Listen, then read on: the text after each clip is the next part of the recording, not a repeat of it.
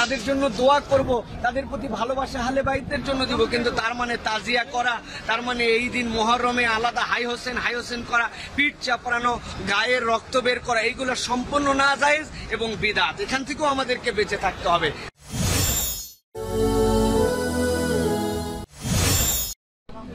আসসালামু আলাইকুম ওয়া রাহমাতুল্লাহি ওয়া বারাকাতুহু।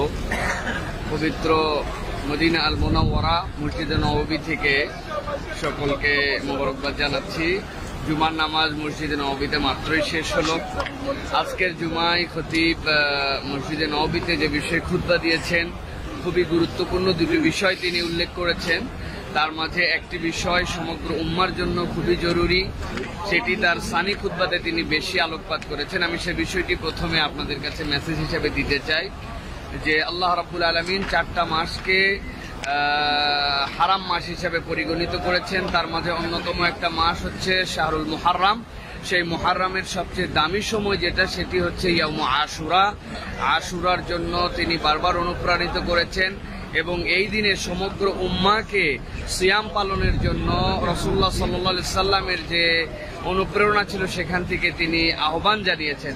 কারণ রাসূলুল্লাহ সাল্লাল্লাহু আলাইহি সাল্লাম সহিহ মুসলিম এবং বুখারীর হাদিস থেকে তিনি বলেছেন যে রাসূলুল্লাহ সাল্লাল্লাহু আলাইহি সাল্লাম রমাদান ছাড়া 2টা সিয়ামের ব্যাপারে বড় বেশি আগ্রহ করতেন এবং সারা বছর ধরে অপেক্ষা করতেন যে কখন তিনি এই সিয়ামটা পালন করবেন। সেই জন্য রাসূলুল্লাহ সাল্লাল্লাহু আলাইহি সাল্লাম একটা হচ্ছে আরাফার রোজা আর একটা হচ্ছে ইয়াউম আশুরার রোজা।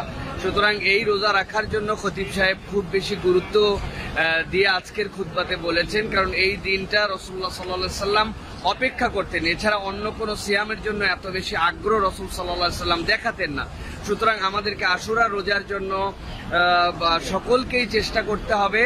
আর রাসূলুল্লাহ সাল্লাল্লাহু আলাইহি সাল্লামের আরেকটা হাদিসের কথা তিনি উল্লেখ করেছেন, যেটা সহিহ বুখারীর মধ্যে এসেছে আব্দুল্লাহ ইবনে আব্বাস রাদিয়াল্লাহু তাআলা আনহুমা থেকে, যে রাসূলুল্লাহ সাল্লাল্লাহু আলাইহি সাল্লাম যখন মদিনায় আসলেন তিনি দেখলেন ইহুদিরা রোজা রাখতো। রাসূল সাল্লাল্লাহু আলাইহি সাল্লাম জিজ্ঞাসা করলেন, তোমরা রোজা রাখো কেন?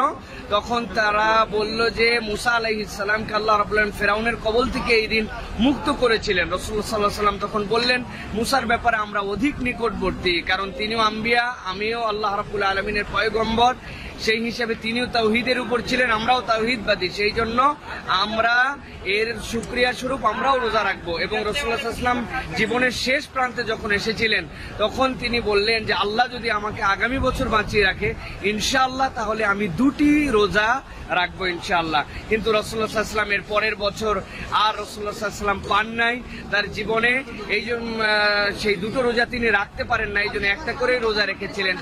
আমাদের সকলের উচিত এই আশুরার রোজাটা রাখা উচিত। এর ফজিলত কি? ফজিলতের ব্যাপারে যে হাদিস এসেছে সেটা হচ্ছে সাওমু ইয়াউম আরাফা ইউকাফিরুস সানাতাল্লাতী ক্বাবলাহু ওয়া বা'দা, যে যদি কেউ আরাফার রোজা রাখে তাহলে তার পূর্ববর্তী বছর এবং পরবর্তী বছরের গুনাহ আল্লাহ মাফ করেন। আর কেউ যদি আশুরার রোজা রাখে তাহলে আল্লাহ রাব্বুল আলামিন তার পূর্ববর্তী বছরের গুনাহগুলোকে আল্লাহ রাব্বুল আলামিন মাফ করে দেন। ইউকাফিরুস সানাতাল্লাতী ক্বাবলা, যে আল্লাহ রাব্বুল আলামিন পূর্ববর্তী বছরের গুনাহগুলো তার মাফ করে দেন। সুতরাং আশুরার রোজা আমাদের সকলের রাখা উচিত, সন্তানদেরকে জানানো উচিত, সকলকে বলা উচিত। রাসূলুল্লাহ সাল্লাল্লাহু আলাইহি ওয়াসাল্লাম যে রোজার কথা বলেছেন, যেইটার দ্বারা এত ফজিলতের কথা বলেছেন, আজকের জুমায় খতিব সাহেব বারবার সেটার কথা বলেছেন। দ্বিতীয় যে প্রসঙ্গের কথা বলেছেন, এটা বছরের প্রথম মাস, পূর্ব বছর আমরা পার করেছি, আমাদের জীবন খুবই কম। আল্লাহ রাব্বুল আলামিন এই জীবনটাকে লাইবু ওয়া লাহাব এই জন্য আল্লাহ সৃষ্টি করেন নাই। আমাদের এই মুহররম থেকে পরিকল্পনা গ্রহণ করতে হবে যাতে করে আমরা সামনে আমাদের জিন্দেগিটা আরো সুন্দর করতে পারি, আমরা আমাদের জীবনটাকে আল্লাহর পথে পরিচালিত করতে পারি। আল্লাহ রাব্বুল আলামিন যেন তার এই সীমিত সময়টুকুকে আমাদের জন্য অনেক দীর্ঘ করেন। তিনি কোরআনের একটা আয়াত থেকে রেফারেন্স দিয়েছেন। কোরআনের আয়াতের মধ্যে তিনি বলছেন যে সেই আসহাবে কাহাফের যারা অধিবাসী ছিল, সেই কাহাফবাসীদের কাছে যখন জিজ্ঞাসা করা হলো তুমি কতক্ষণ ঘুমিয়েছিলে, তারা বলল যে ইয়াউমা বা'দা ইয়াউম, যে একদিন অথবা দিনের কিছু অংশ আমি মাত্র ঘুমিয়েছি। কিন্তু পরবর্তীতে দেখা গেল তারা কত শত বছর ঘুমিয়ে গেছে। সুতরাং আমরা যখন দুনিয়া থেকে চলে যাব, যাওয়ার পরেও আমাদের কাছে এই দুনিয়ার জীবনটা খুবই ছোট্ট মনে হবে। এই জন্য খতিব সাহেব বারবার সেই জিনিসটা উল্লেখ করে আমাদেরকে বলেছেন যে এই দুনিয়ার জীবনটা ক্ষুদ্র, পরবর্তী অংশে আমল দেখার পর আরো ক্ষুদ্র মনে হবে। সুতরাং আমাদেরকে আমাদের এই সীমিত সময়ে নতুন বছর অনুপ্রেরণা নিয়ে আমাদেরকে আল্লাহ রাব্বুল আলামিনের পথে নিজেদের জীবনকে উৎসর্গিত করার জন্য চেষ্টা করতে হবে। আল্লাহ রাব্বুল আলামিন আমাদেরকে তৌফিক দান করুক, বিশেষ করে আশুরার সিয়াম পালন করার জন্য মসজিদে নববীতে যারা হাজির আছেন তাদেরকে উৎসাহ দিয়েছেন। সারা পৃথিবীর মুসলমানদের কাছে এই আশুরার সিয়ামের ফজিলতের কথা উল্লেখ করে তিনি সিয়াম পালনের জন্য অনুরোধ জেনেছেন। আরো একটি বেশি এখানে উল্লেখ যে অনেকেই মনে করি আমরা যে আশুরার সিয়ামের দ্বারা বিগত 1 বছরের গুনাহ খাতা আমাদের মাফ হয়ে যাবে। তাহলে কি আমাদের এই কবিরা গুনাহ আমাদের মাফ হয়ে যাবে? আমাদের বান্দার হক নষ্ট করার গুনাহও মাফ হবে না? এই বিষয়ে ইমাম ইবনুল কাইয়ুম রাহিমাহুল্লাহর কওল এবং ইমাম ইবনে তাইমিয়া রাহিমাহুল্লাহর কওল থেকে তিনি বর্ণনা করেছেন যে এর দ্বারা মূলত সগীরা গুনাহসমূহ মাফ হয়ে যাবে। কবিরা গুনাহগুলোর থেকে মাফ পাওয়ার জন্য আল্লাহ রাব্বুল আলামিনের রহমত আমাদের উপরে দ্রুত আসে যেন সেরকম দ্বার উন্মুক্ত হবে, কিন্তু এর দ্বারা কাবায়ের মাফ হবে না। কাবায়ের জন্য অবশ্যই তওবা করতে হবে। কবিরা গুনাহ মাফ পাওয়ার জন্য আল্লাহ রাব্বুল আলামিনের কাছে বান্দার হক সহ যদি অন্যান্য হক থাকে সেইগুলা যার হক তাকে পৌঁছায় দিতে হবে এবং আল্লাহর কাছে খালেস দিলে তওবা করতে তবেই মাফ হবে। তবে সাগাইর যেগুলা ক্ষুদ্র গুনাহ বান্দারা চলতে ফিরতে যেগুলা ভুল করে কবিরা হয় না, আল্লাহ রাব্বুল আলামিন ইনশাআল্লাহ এই সিয়ামের দ্বারা সেই সগীরা গুনাহগুলা মাফ করে দিবেন। তো প্রিয় দর্শকবৃন্দ যারা আছেন, আমাকে যারা দেখছেন, আল্লাহ রাব্বুল আলামিন আমাদেরকে আশুরার সিয়াম পালন করার তৌফিক দান করুক, মুহররমের সম্মান দান করার তৌফিক দান করুক। এখানে আরেকটি বিষয় আমাদের জন্য খুবই গুরুত্বপূর্ণ।